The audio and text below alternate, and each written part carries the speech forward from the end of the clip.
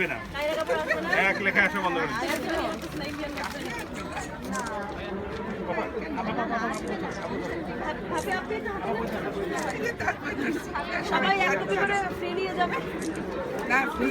এই শোনেন, যাদেরকে নিয়ে জন্মদিনের কাহিনী লেখেছে প্রত্যেকের জন্য 2 কপি করে ফ্রি আছে, এছাড়া রয়্যালটিও পাবেন, রয়্যালটি ভাগ নিয়ে যাবেন। তোমার তো নাই, তুমি হাসতে কেন? এবার সুমন পাটোয়ারি তার প্রতিক্রিয়া ব্যক্ত করবে। মানে মিলন ভাই হচ্ছে এই লেখাগুলোতে মানসিক চাপ সৃষ্টি করে আমাদের উপরে। লোক যারা ভাই মিলন ভাই এবার আমাদের জন্য লিখবে না ভাই, একটু বলেন তো ভাই লিখবে না। আমি বলছি আল্লাহ বলতে লাগে তদবির করে, হ্যাঁ আর লিখবে না মিলন ভাই। আর মিলন ভাই আমার মনে হচ্ছে যে মানে আছে না লেখালেখি বাদ দেয় যে পুরা প্রতিভা। আমরা দ্বিতীয় আরেকটা মিলনকে পেলাম।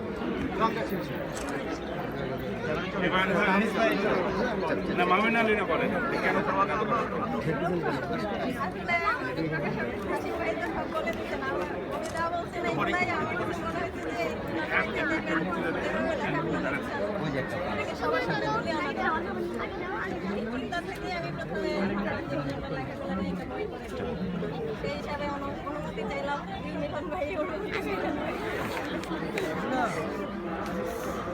আমাদের মিলন ভাই খুবই ভালো লেখেন।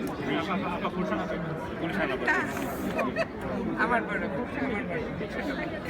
না, আসলে যেটা হচ্ছে মিলনের লেখা মানে এই বইটা খুব জরুরি ছিল, কারণ যে এখানে এটা পড়লে মানুষের মনের ভিতরের যে আনন্দ এবং মানুষের জন্য মানুষের যে অনুভূতি প্রকাশ করার বিষয়টা সেটা খুব চমৎকারভাবে আসে।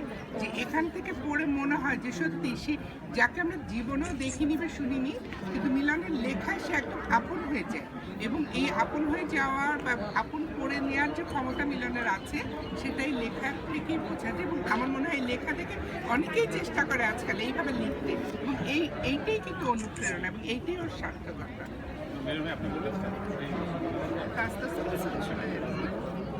না আমার বউ রওনা দিয়েছে, না আশা করতেন আমাকে বক্তৃতা দিতে।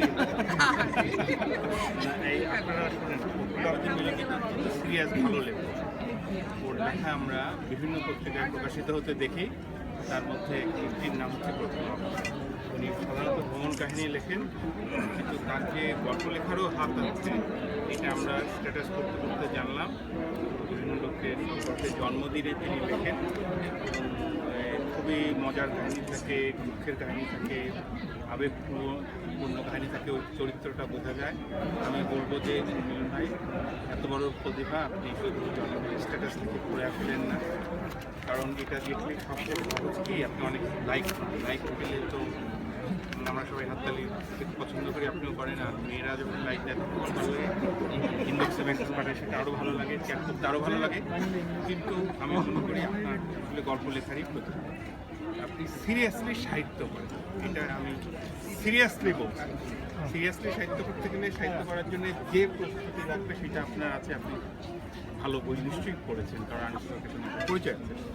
তো আপনি ভালো বই পড়বেন, ভালো লিখবেন, বাংলা সাহিত্য আপনার দ্বারা উপকৃত হবে। কারণ এক একটা সময় একটা গদ্য আমাদের পুরনো লেখকরা অনেকে খুব ভালো লেখেন, কিন্তু সবার গদ্য কিন্তু পড়া যায় না। যেমন রবীন্দ্রনাথের গদ্য খুব ভালো, সেটা এখনও আমাদের পড়তে খুব ভালো লাগে।